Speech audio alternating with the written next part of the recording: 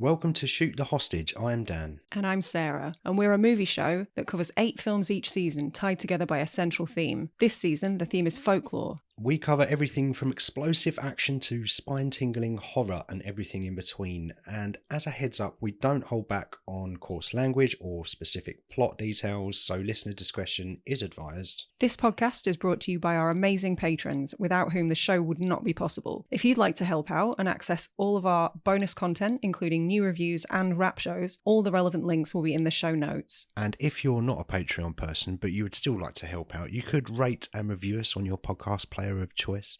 Tell a friend and get them to rate and review us as well. Or come follow us and interact with us on social media, mostly Instagram, X, Threads, TikTok, all at sch_pod. Without further delay, here's this week's episode. We hope you enjoy it and stick around.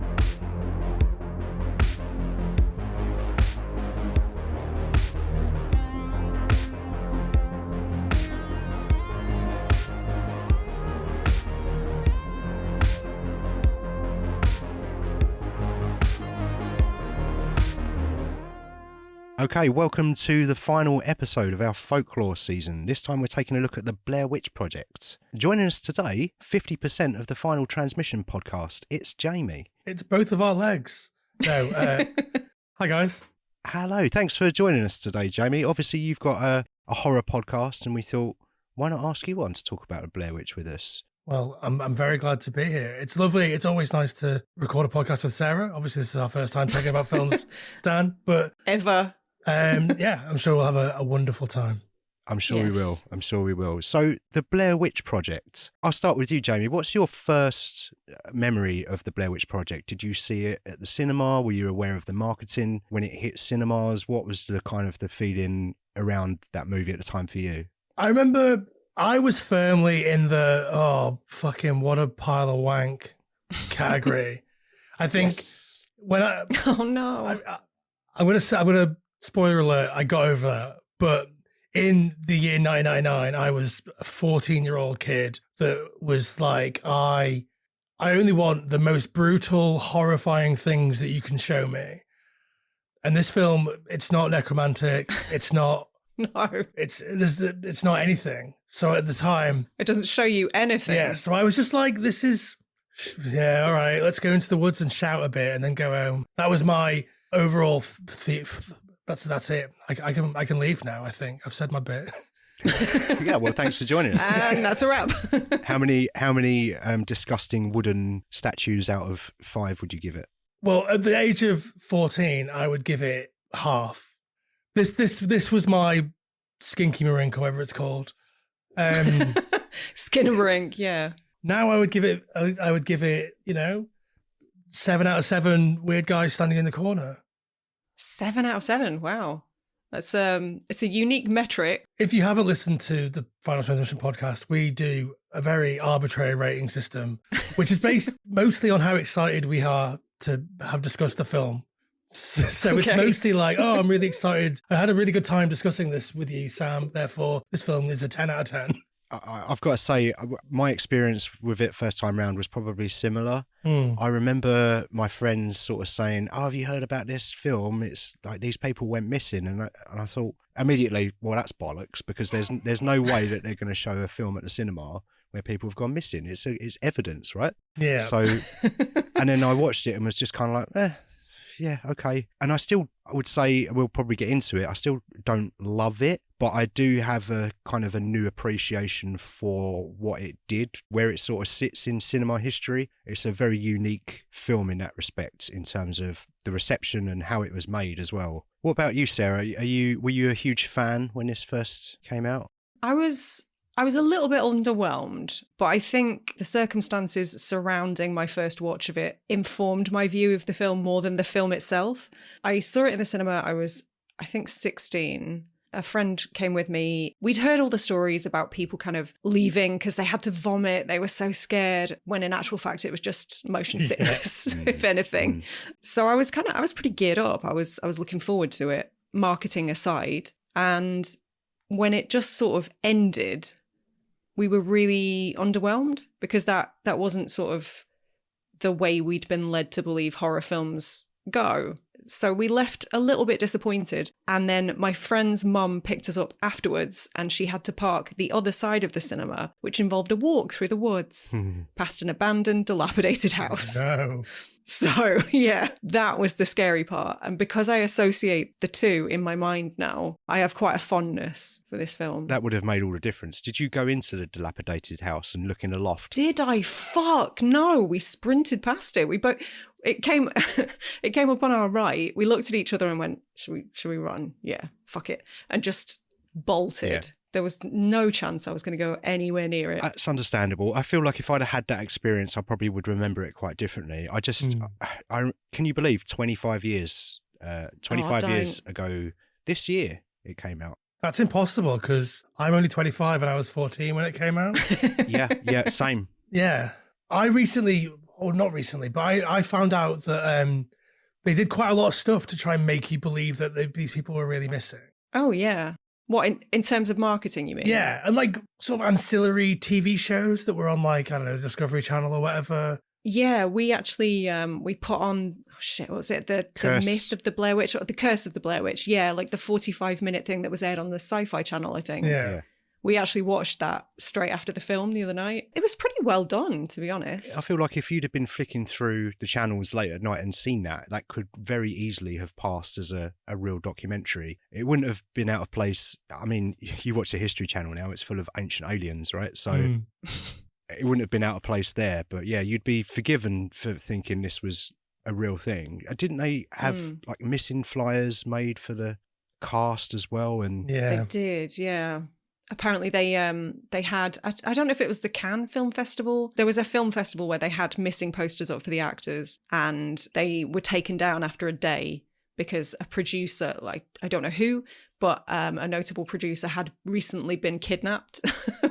So it was considered in poor taste and they were all removed. It's stupid anyway, because we know what happened to them. We've seen the film. Like, oh, yeah. Missing. They're still in that house, clearly. Yeah. What happens is they fish the map out of the creek and they head on home. Mm-hmm. We do spoilers, right? Yeah, very much so. Don't worry. Well, yeah, spoilers. They find the map in the creek and go home. Or they realise that they were actually parallel to a main road the whole time. Yeah. How parallel to the main road were they? Were they as parallel to the main road as Bryn, what's his name's, The Summer of the Massacre? Where Bryn Hammond! Yeah. So in the Summer of the Massacre, which I think is also a found footage film directed by...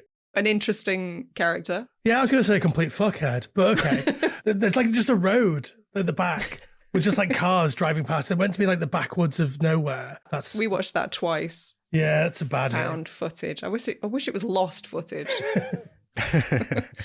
Yeah, it was really unique in the way that it was made, actually. It was actually shot in 97. Okay. It was shot in October of 97, set in 1994, and released in 1999. I was watching an interview with Heather Donahue. That's the one, Donahue. And she was sort of saying that she responded to an ad, and then the ad sort of said, improvised acting role, you're going to be camping in the woods. And a few hundred people went along and auditioned, and obviously she got the role. But in terms of how they made it, was quite interesting as well, because it was quite a short shoot. 8 days, I think I heard. 6 days in the woods and 2 days maybe miscellaneous footage. Mm-hmm. And what I'd heard is that they were given a sat nav, and it had some. So it's really interesting because it's like at this crossover of the early stages of a lot of these technologies that were introduced. Obviously, the internet with the viral marketing stuff and the sat nav. But the cast had these sat navs, and there were these pre-programmed waypoints, and they would walk along the route and get to the waypoint, and there would be a milk crate with an orange flag in it. And there were 3 film canisters, and for each character, and they would open them, and it would have their direction for the day, or I think just a loose, this is the feeling you're going to have, or this is what you're going to say, or something like that. But then it was like 4 or 5 hours of just shooting to get to that one point. Really interesting way to make a film, and probably quite inspiring for a lot of young filmmakers as well, that kind of thought, oh, this is achievable. We could do this. Yeah, young filmmakers and everybody else. Because, I mean, it was sort of the film that made everybody kind of go, oh, yeah, anyone can do it. Yeah. Well, the amount of money it made, it's insane. It grossed 248 million at the box office on a budget of $60,000. Reportedly 50 or 60,000, yeah. Yeah. But yeah, it just massively lowered the barrier of entry to filmmaking, didn't it? And like, how much of that 60 was also like their marketing budget? Well, apparently, from what I've heard, this 50 or 60 didn't actually include the marketing. Okay, interesting. So I don't know who footed the bill for that. Presumably, who actually distributed this? Was it New Line? I don't know. I had a look on BlairWitch.com. I tried to have a look on BlairWitch.com to see if it was still running, and it took me directly to the Lionsgate website. Ah, sad times. So I guess that, at least the website belongs to Lionsgate. Mm. I know that the marketing, I think, was done by Artisan. Oh, okay. But the 60,000, it's hard. You can never really fully trust what the internet says in terms of budget. And I'm sure they're not really releasing, the exact figures for what they're spending money on. No. 60,000 is what's reported, but then an extra sort of between 200,000 and 750,000 of post-production. Wow, okay. The documentary that we spoke about earlier, they probably made that alongside it. My gut feeling is that they probably made this thing and had some ideas on how to market it, and just, I don't know, it seemed like they were at the right place at the right time, so they thought we can spend $250,000 on marketing this thing, and it worked out. It worked out great. Yeah. Mm. I think what you say about right place at the right time, I think this film like had to exist. It's like it was just sort of living in the air. All the sort of the technology of everything had aligned. And so someone somewhere was going to make this film, and it happened to be these people. Or it happened to be whoever made the last broadcast the year before, but we don't talk about that.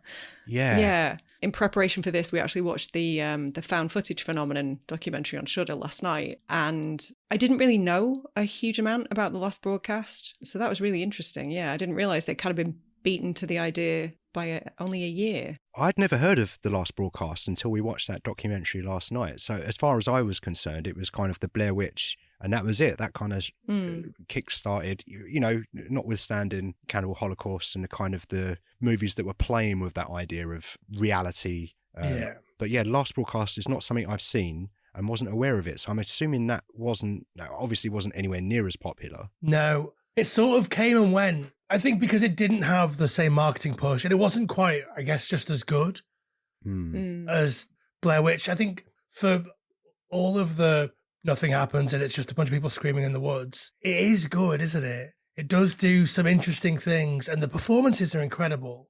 So, for sure. A lot of low budget films, you're not getting those level of performances. And the last broadcast is a low budget film. I don't think it was ever going to cut through. I've got a theory that Blair Witch had to happen in 1999. Like, if you tried to do it a year earlier, the technology wasn't quite there. The public weren't quite as familiar or on board with the technology. If you tried to do it a year later, you'd have a giant After Effects monster stomping through the woods. Like, it could only have worked in 1999. Yeah. Or everybody would be straight to Snopes.com to debunk the missing presumed dead on IMDb. You definitely couldn't repeat that sort of thing today, and it definitely could only exist in that very specific time slot. But it did allow for a lot more found footage movies that came along after, right? What are some of the big ones? Wreck, I suppose, is a. I think were Wreck and Paranormal Activity, were they both 2007? Or was I think so. Yeah, I couldn't remember if Paranormal Activity was later, but yeah, there's so many films that owe everything to Blair Witch, to be honest.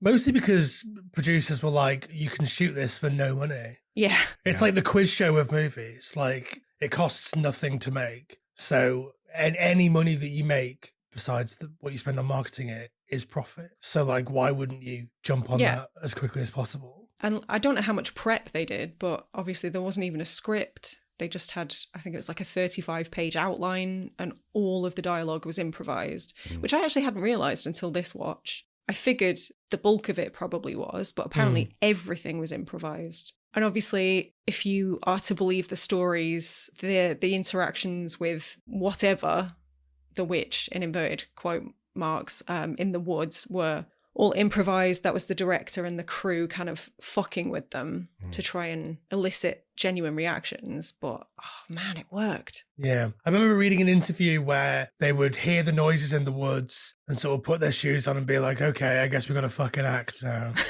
Okay. And then turn the cameras on and be scared. Okay, interesting. Do you know what always kind of irks me a little bit? If I were one of the three in the Blair Witch Project, I think I'd have been gutted that I didn't also get a directorial credit. Literally. Like DOP or something. Story credit. Yeah. Yeah, it is a little bit cheeky.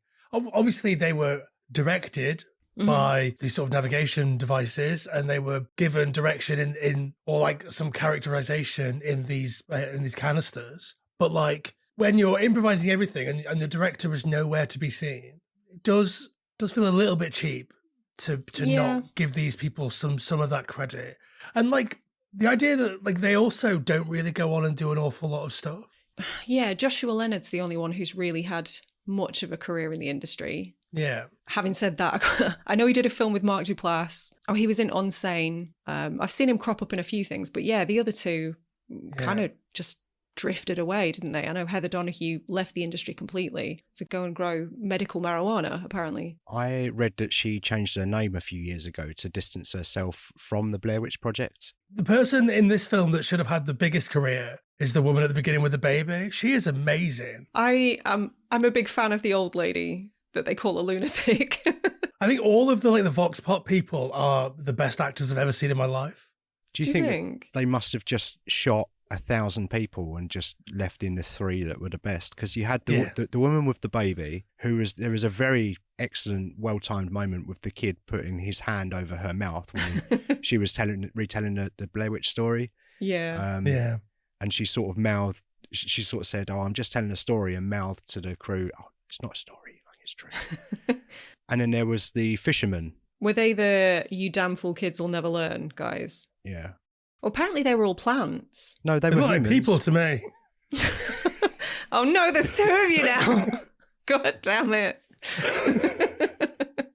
No, but the three guys who were making the documentary were under the impression, like the directors had told them that the Blair Witch myth was real. So they were told to go out and interview people. But the few that ended up being in the film apparently were pre-selected beforehand. It wasn't as random as the film makes it seem. But the old lady apparently made the story up on the spot. No way. Yeah.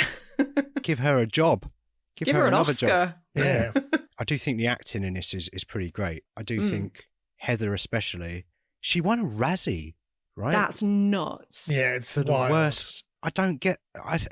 the only reason I think that could have been given is, and it's through no fault of her own, but the fact that it was parodied to death, and that scene became a bit of a joke. Yeah. But her acting is incredible. She's amazing. Yeah, I think it's probably just misogyny, right? It's the Skylar White thing. It's like, as a character, she's annoying, so we must hate her. I mean, they're all pretty annoying. Yeah, it's true. At least Heather didn't kick the map into a creek. Well, at least they found it afterwards and then they went home. Yeah. Happy ending. I think everybody in it is great, but I think this film would fall down without her. Yeah. She sells the shit out of that performance. I've got a question. Do you think that the documentary that they're making would be any good? It looks like a load of shit. No, absolutely not. What was the documentary that they were making? We're going to go and sit in the woods. Well, it was about the Blair Witch, wasn't it? It was about, what's her name? Ellie Kedward? Kedward. No, I kept doing that. Is she Ellie Kemper? Is that someone from The Office? Yeah. It's Kimmy Schmidt. Yeah, like they made up all these people like Ellie Kedward and Rustin Parr. So they were sort of digging into this this mythos. But yeah, no, it wouldn't have been any good. No. Assuming that they didn't really believe that the Blair Witch was a true, real thing, I don't really know what they were hoping to capture in the forest. Just a fun time camping trip, probably. Effectively, yeah. Maybe just like a load of B-roll of like trees and darkness and stuff. But whoa, they actually found loads of piles of rocks. So it was scary. The 14-year-old in me just jumped out. Sorry. Don't forget the sticks. They found some sticks in the forest as well. And teeth. Yes. That would have scared you. Come on. Tooth. One tooth. A tooth. Singular, okay. Yeah. Was it definitely a tooth? Yeah. Because I thought it was a tooth. And I wondered if it was a bit of a Rorschach thing, because I've heard lots of different people say, oh, it was a finger, it was a tongue, A it was a finger? toe, It it was an elbow. It was a tooth. I thought it was a tooth. Yeah, Yeah. so we all agreed it's a tooth. Yeah. Anyone that Most says people it's not a incorrect. tooth is a fucking moron. So if you're out there and you're listening to this and you said it was a finger or an elbow or whatever, Jamie from Final Transmission thinks you're a fucking moron. yeah, you're not welcome at the Final Transmission Patreon. Only £3 a month. Cut him out. Join our Patreon for £3 a month. If you join them both, it's only £6 a month. What a deal. It's no cheaper. The budget for the Blair Witch Project. The only reason I remember the budget is because Chris Rock at the MTV Movie Awards that year made that joke about it. And I don't know why I remember this so clearly. Is it because Heather Donahoe slapped him around the face? Apparently, yeah. I think he must have been presenting an award at the time, but I just remember him saying, he started talking about the Blair Witch and said, oh, apparently they made it for 50 grand, which means somebody's walking around with 49 grand in their back pocket. And that's stuck in my head ever since. 25 years that's been living rent-free in my brain. It's the perfect opportunity to get it out. Yeah, I've been waiting for it. It's paid off. What did they spend the 60 grand on, do you think? Well, I don't know, because... Equipment rental, I guess? Well, they Yeah. bought the equipment, but I did read that they returned one of the cameras after the fact and got a refund. Oh, I've heard this before, Yeah. actually. Just some people doing this, yeah. I heard that they recorded it on digital and analog, like Tommy Wiseau. I was going to say they went the Wiseau route. Well, Why not they both? did shoot, like a chunk of it shot on 16mm, isn't it? And then a chunk of it is shot on what I assume is one of those pink Pro Shot cameras that everybody had in the year 2000. 2 megapixel. Yeah. I mean, that's top of the range. 999, right? Yeah, it was once upon a time. 16mm film and all that isn't cheap. Yeah. Yeah. Insurance, I mean, Did they have insurance? yeah, I just, as soon as the words left my mouth, I thought they probably didn't have insurance. They didn't have a If they- script, Dan. If they had insurance, they must have got a big payout when all three of the actors disappeared. Yeah. That's a good point. Yeah. That's where the marketing budget came from. It could have just all been an elaborate insurance scam, couldn't it?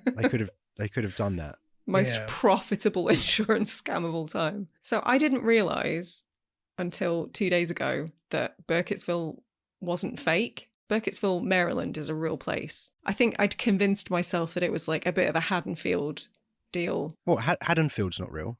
Well- Is that's the Halloween one, isn't it? Yeah. Yeah, that Haddonfield isn't real. There is a Haddonfield in New Jersey that they named it after, but that's different. Yeah. But yeah, so Burkittsville, Maryland is real, and apparently the sign got stolen on opening night of this film.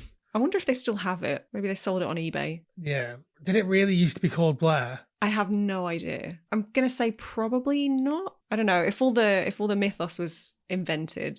Maybe not. Yeah. Because I think when the film was in early stages, it was originally called the Black Hills Project, which is what the hills are really called around Okay. Maryland. Huh. I wonder if they fictionalized it because they didn't want the area to get like a bad reputation then. Yeah. Or like film location nerds descending on this small town. What's your sort of Burkittsville listenership contingent like? Is there someone out there that can correct us? 0 to the best of my knowledge. What state is Burkittsville in? Maryland. Oh, Maryland. That's a state, is it? Okay.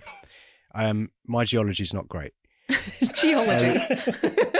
I don't remember seeing the Maryland pop up on podcast stats, so maybe we don't have a listener in Maryland. If you know someone in Maryland, get them to listen and let us know. I like how you say it like it's a theme park. You have to queue up to get in, get a wristband for a year's pass. It's great. I don't know if I would pay for that. I certainly wouldn't queue for it. Not if you have to No. camp. Good seafood, though. Is it seafood? Is seafood in Maryland? Yeah, Baltimore's there, right? Yeah. 2 things I know about Baltimore is... John Waters. Yeah, there's criminals. Well, 3 things. There's criminals, there's poo, and there's seafood. There's what? There's poo? Did you? Yeah, a lot of poo in John Waters films. Oh, right. Got you. Yeah. And then there's The Wire, and then there's crabs, but the good kind. Thanks for differentiating. Everything I learned about Baltimore, I learned from John Waters. I've only seen one John Waters movie, and that's probably the last John Waters movie that I'm going to watch. Was that a dirty shame? No. Pink Flamingo. Wait, so you've not seen Cecily Demented? I haven't made him yet. I will. It's a real film. It's got Stephen Dorff in it and everything. Mm-hmm. Like all real films should. Stephen Dorff, you say? Oh, sign me up. He A-lister. He peaked with Space Truckers and then never done anything as good. Oh, and Blade. Series 3 of True Detective. Was he in Blood Rain? Was he in Uwe Boll's Blood Rain or one of those fuckers? I don't think I've ever seen that. I think he peaked with The Gate, personally. Was he in that as a child? Yes. Is Ethan Hawke also in that? No. You're thinking of Explorers, maybe. Yeah. But this went to a weird place. Yeah, 5 out of 5 little stick figures for Cecily Demented. 5 out of 5, yeah. I haven't watched it in ages. It's been so long that it's become one of those films I'm too scared to revisit in case it's shit. I feel like it caught me at the exact right time and it introduced me to a load of directors that I hadn't really discovered yet. So like I'm watching like Fassbinder because of it and stuff like that. Peckinpah. Yeah. And then A Dirty Shame, Selma Blair has massive norks. So, you know, something for everyone in these John Waters films.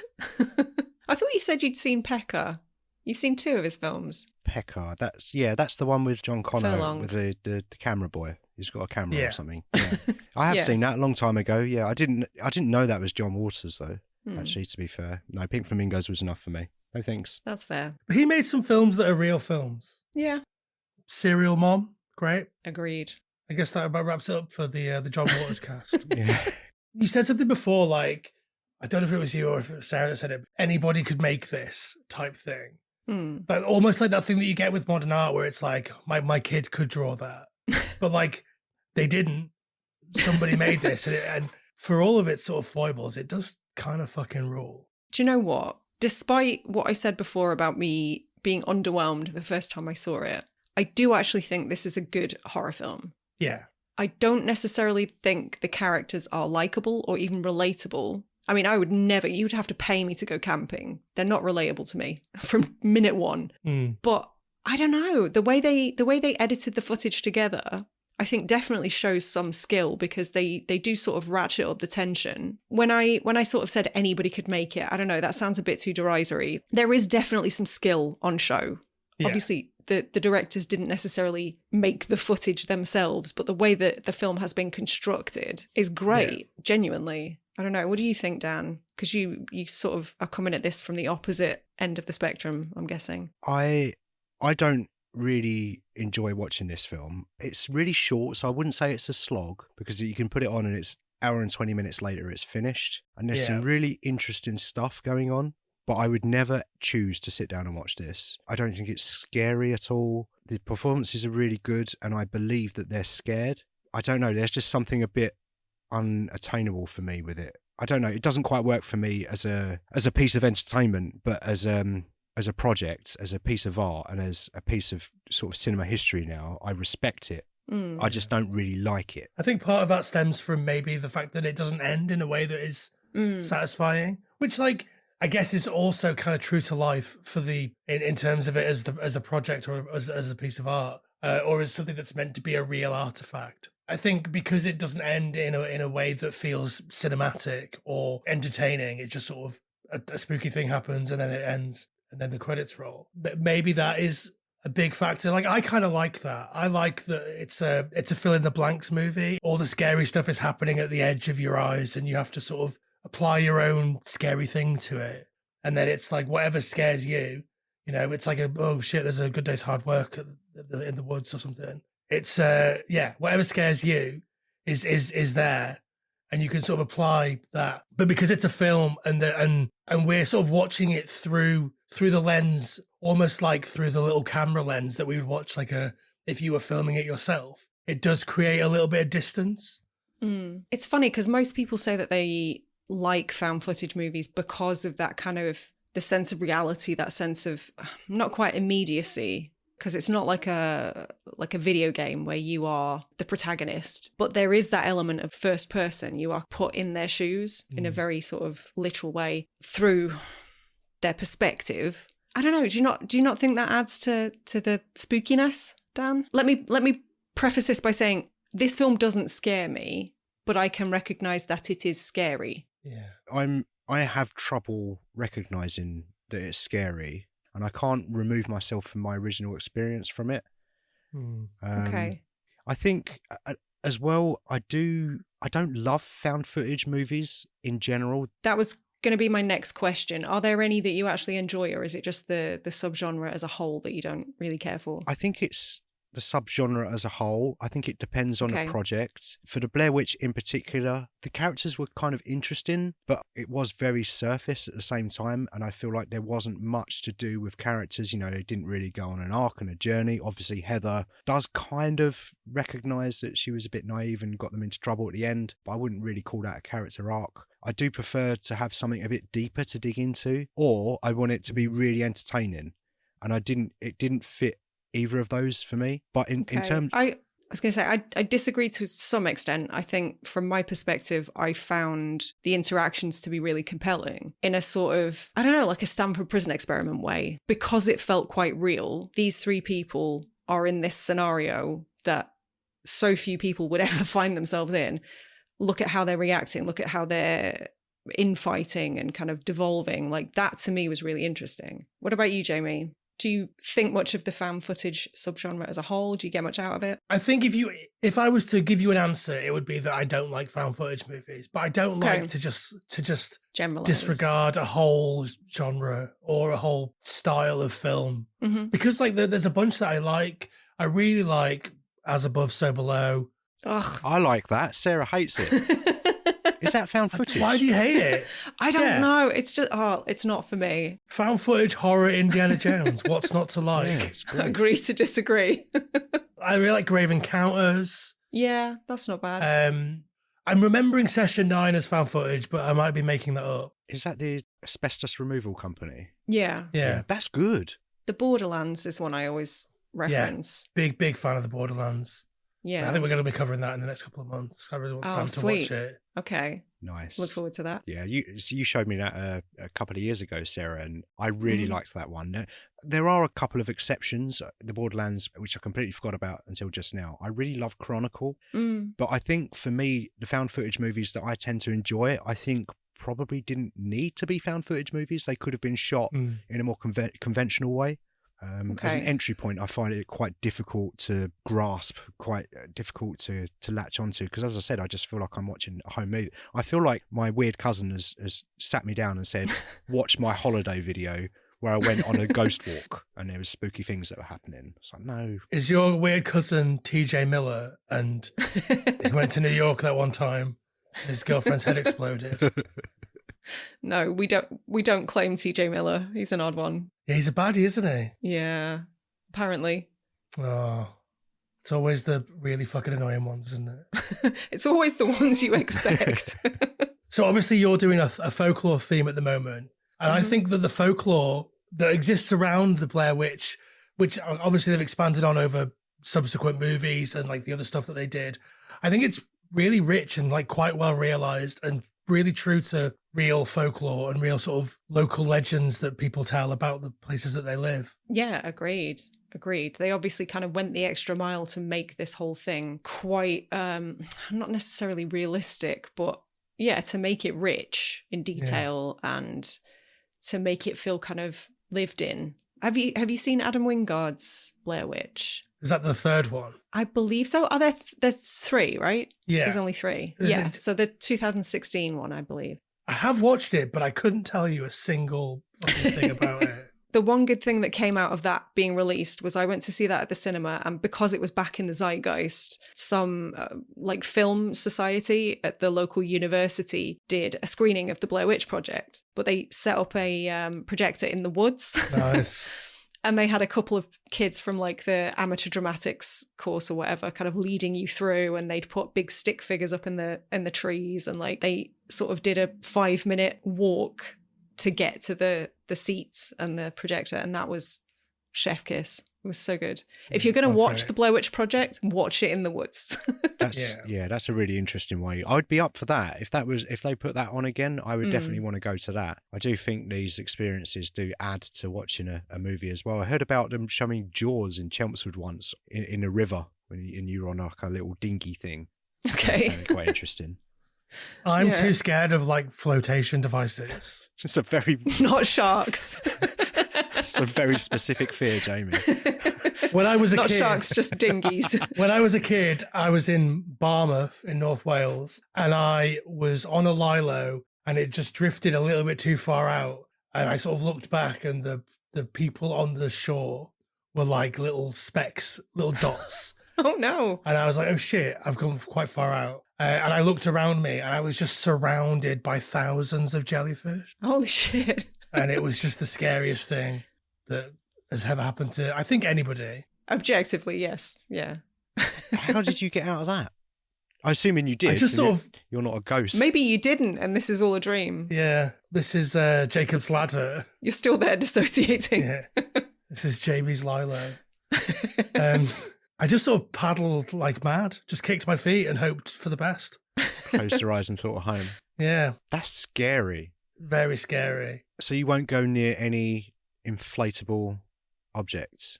I mean, I'll go at a bouncy castle. Oh, if the bouncy all right. castle is on water, So it's the combination. yeah. Right. I wouldn't call a bouncy castle a flotation device. But it could be. It could be. No, it couldn't, because you have to carry around the pump thing that you have to plug in, so that it would sink. But if it's already inflated. Yeah, isn't there an episode of Bob's Burgers where they tape it up and put it on the lake? Yeah. This is a question that's important that I ask, and is Is it very relevant? Absolutely. Okay. Is a hot air balloon a flotation device? Ooh. Or I don't know. What's a dirigible? Is it classed as a dirigible? I genuinely don't know. It's just in its own class, isn't it? Hot air balloon. Because I hear what you're saying. It's floating. But you need the hot air to power it. Yeah, is it not a similar principle to the bouncy castle? If you seal it up, I mean, you're not flying anymore, but you'll float. To me, like, flotation device is passive. Once it's blown up and sealed, it's good to go. Whereas Yeah. the hot air balloon has an opening at all times and requires the hot air. Yeah. Well, these are all important questions that we're asking. That have fuck all to do with the Blair Witch Project. Okay, here's a question. Here's a question about the Blair Witch Project. Okay. If you were going to make the Blair Witch Project as a narrative feature, not in the found footage genre, what would you do differently? And would it be Blair Witch 2? I would introduce flotation devices just to scare you. That would be terrifying, but they could also just float home downstream or out to sea. Either way, No, because Mike would pop it just out of spite. kick it onto the land. Yeah.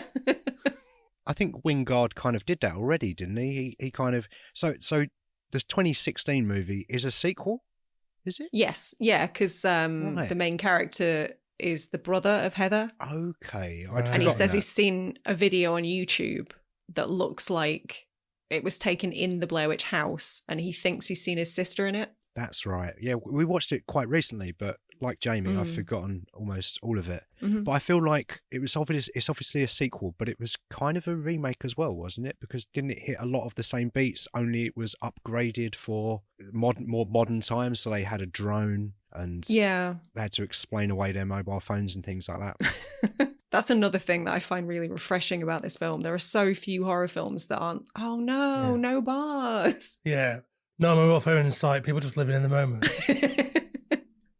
Talking about mashed potatoes. I love the fact that Josh's last words are about mashed potatoes. I've got a real issue with that, because if you're talking about, if you're starving and you're like, oh, think of all this glorious food we could be eating, I don't know if I would really be thinking about the easiest food you could make. Boil a potato and then smash it a bit. Potatoes are god tier food, though. I enjoy a Yeah. potato. Don't get me wrong. I heard that he's being puppeteered by a badger. Oh, so it's Smash specifically Yeah. that he's talking about. When he's going, oh, I've got a cheeseburger in my pocket. Like, that cheeseburger is fucked, mate. Even if it's real, which it isn't. You've imagined a cheeseburger, you put it in the worst place. Nobody wants your pocket cheeseburger. Literally nobody wants.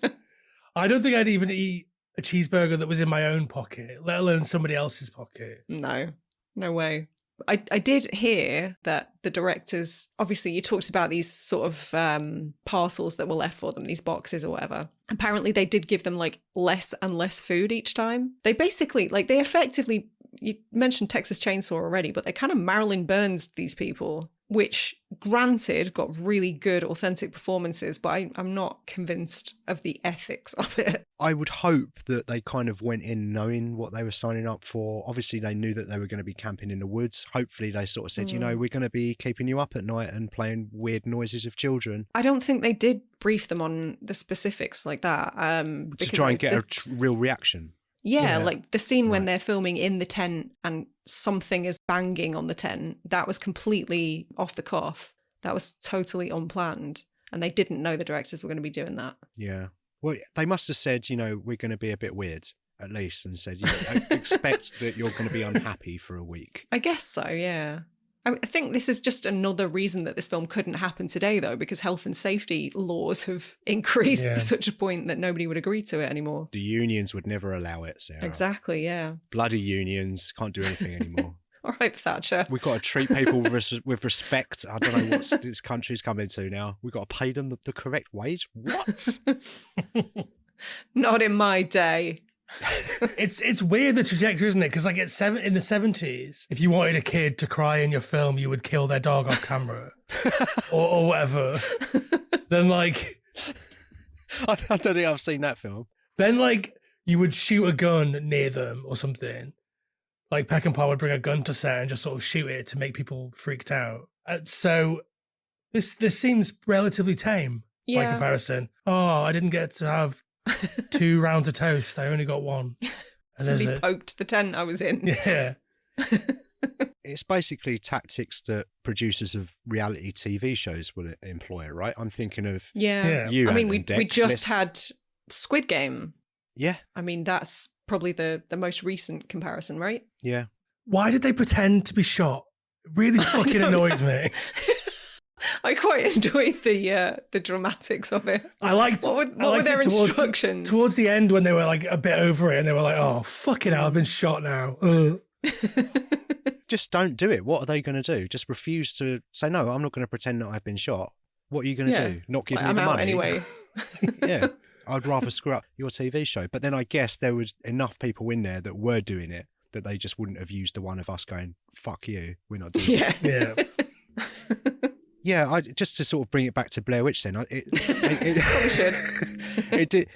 did feel like they were sort of employing those sort of techniques that reality TV shows might use probably now and probably starting around that sort of time, 99. I know reality TV kind of precedes that a little bit. It's kind of like minor psychological warfare. Yeah, as long as the producers were like, look, you're going to go camping for a week, you might be a bit hungry, you're not going to be very happy, you're not going to get paid any money. Witch.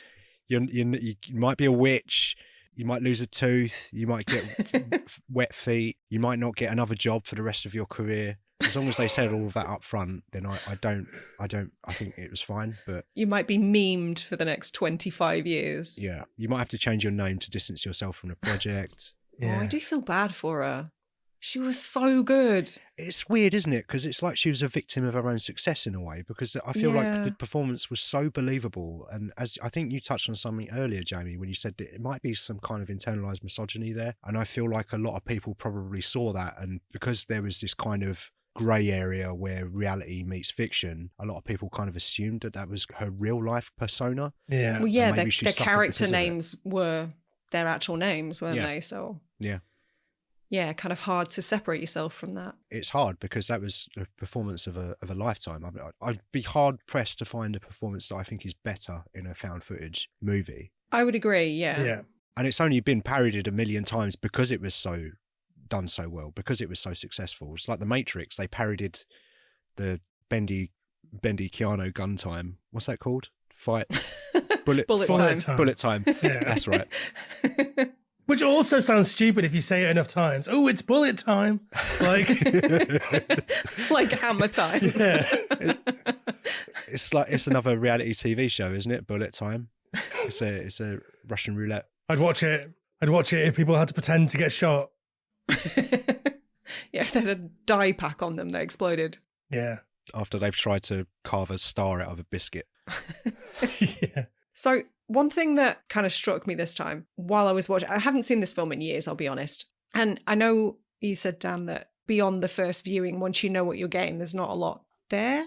For me. Yeah. Which is fair. I understand that. It's not one I revisit very often, although my opinion of it is higher than yours. But there are some of the editing choices that I didn't love. I understand them because which camera was it that took the black and white footage? The 16mm, I think. That was the 16mm. Yeah. Okay. So obviously because that couldn't record audio, whenever they inserted the 16mm footage with audio, it was kind of voiceover and it didn't match what they were saying. It didn't match the footage that we were seeing. And I found that really jarring. I think if I could redo anything in this film, it would be to scrap that.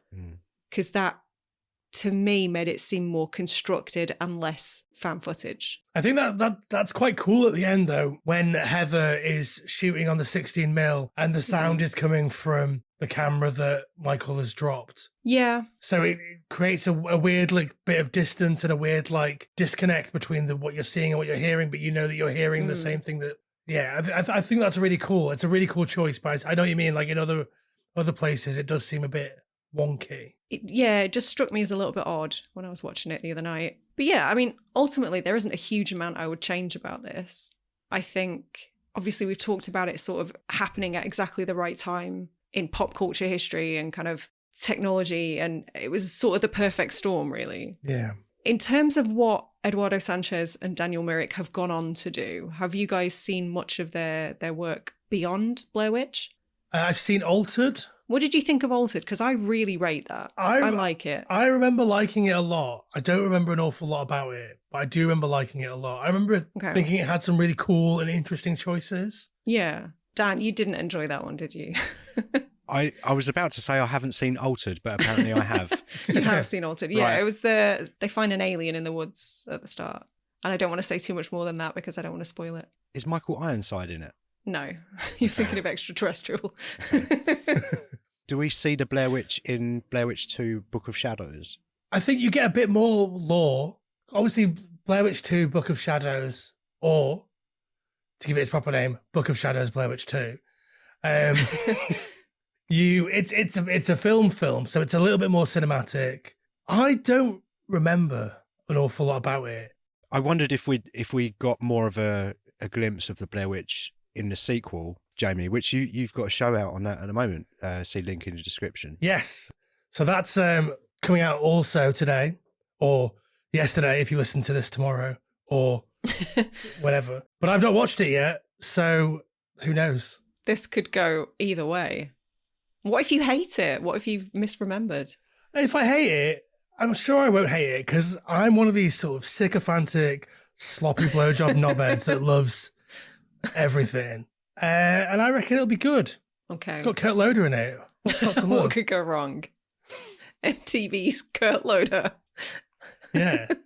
I remember actually being fairly excited for the sequel to come out because I was a bit disappointed by the original Blair Witch and thought, oh, they've got a real budget for the second one. Maybe this will be good. And I didn't enjoy it very much. And I haven't seen it since. But maybe it's due a reappraisal. Yeah. Maybe when your show comes out, I'll watch it before that. Sarah, maybe we'll sit down and watch that before. I'd give it a second watch, yeah. I've got a very distinct memory of that film. I think that came out in 2000 or 2001, a year or so. Oh, I thought after. it was later than that.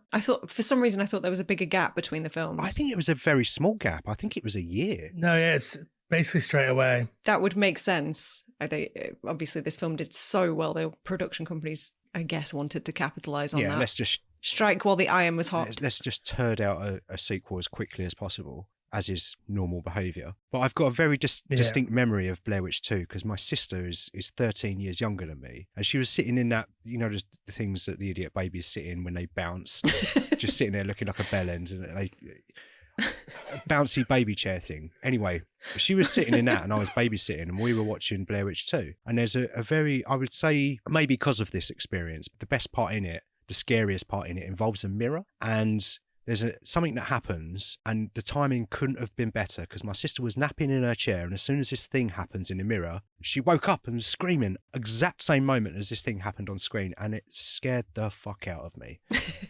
Nice. So yeah, I'd be interested to revisit that, but I don't remember loving the movie outside of that. But that's always stuck with me. If we watch it and you tell me when that bit's coming up, I can scream next to you to replicate the experience if you'd like.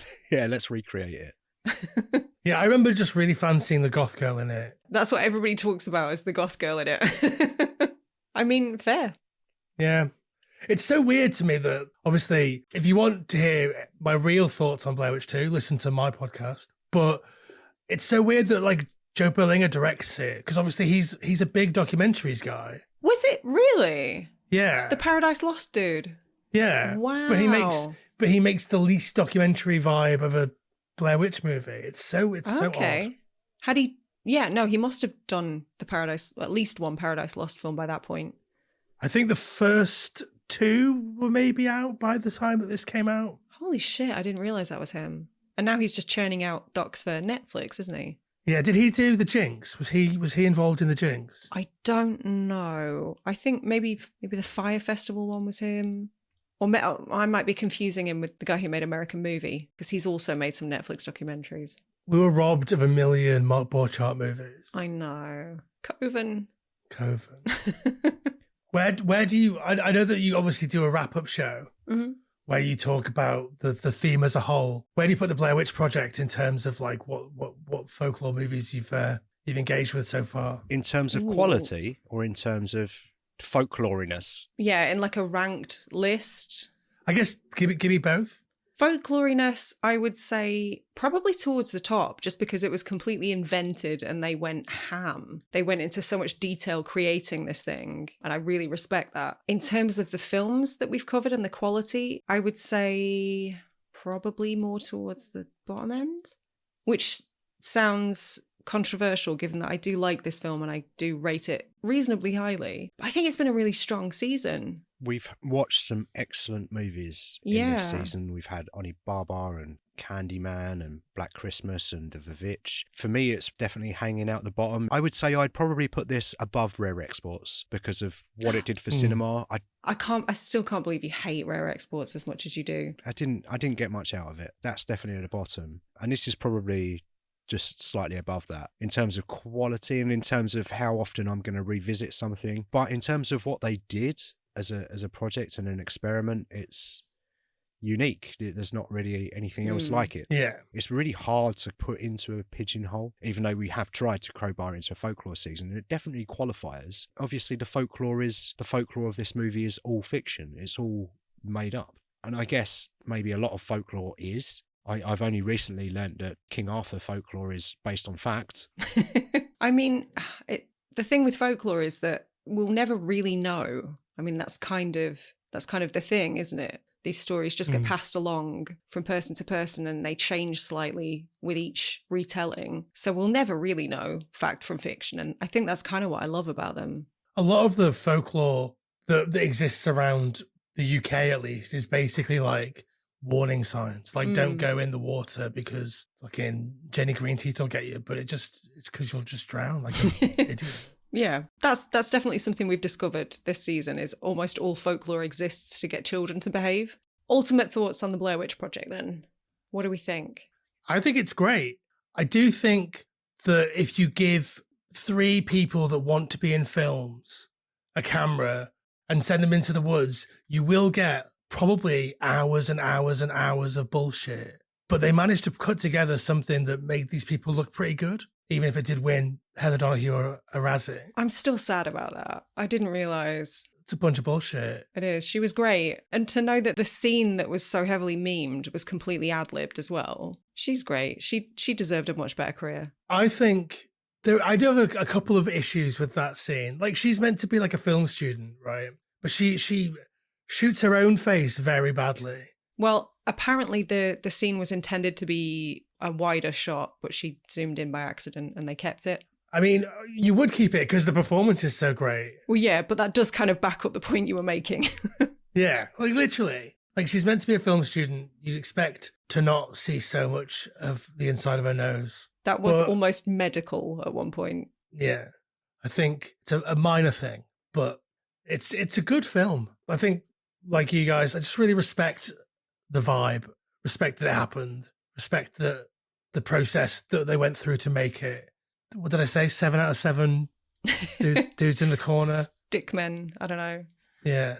You sticking with 7 out of 7 then? Sure. Okay. It's arbitrary. It's good. 2 thumbs gone missing. 2 thumbs kicked into the creek. Fuck you, Mike. Yeah, I'm with you. I think it's obviously understandably kind of cited as a bit of a classic of the genre. It sparked an absolute influx of shitty found footage movies, which, you know, maybe not a great thing, but did enable a lot of people to make films who otherwise couldn't have done. And like, maybe we wouldn't have things like Tangerine. Is that I want to say Sean Baker making films on iPhones, you know? Maybe if it hadn't been for things like this and people sort of realizing, oh, we can make something with almost nothing, then its influence is kind of undeniable. So for that, it's 2 thumbs up from me. And it's kind of parodied and homaged to the same extent that things like Here's Johnny from The Shining and stuff like that is, which is kind of an incredible achievement. You can't really ignore it. So yeah, I'm pretty enthusiastic about this film. Dan is not enthusiastic. I think I've kind of given my thoughts and feelings on it already.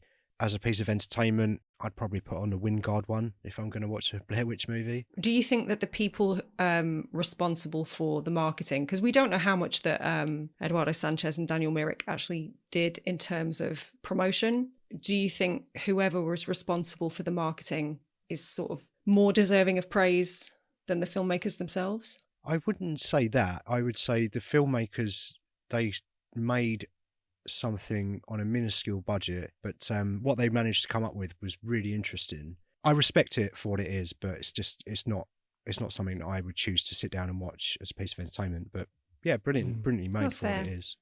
Okay then. That's our last episode of our folklore season. Jamie, thank you very much for joining us. As we said earlier in the show, check out Final Transmissions podcast. It's an excellent horror movie podcast. We will be back on the main feed on the 4th of March with a brand new season. I'm choosing this season, and I've chosen neo-western as a theme. And our first movie is going to be Logan. I am quietly stoked for this season. I didn't think I was going to be, but I am. Well, we spent quite a lot of time going through what does neo-western mean and Googling things, and we came up with a list that we're both happy with, but that starts on March the 4th, so don't forget to tune in to us then. If you do want to keep listening to us while we're on our break, you could head over to our Patreon for £3 a month, where we talk about all of our new release movies that we go and see. We promise 2 a month, but we always do more than that. And next week, you'll have access to end of season wrap show as well, discussing all of the folklore movies that we've watched this season and some we watched peripherally on the side. Thanks for listening, and we'll see you on the 4th.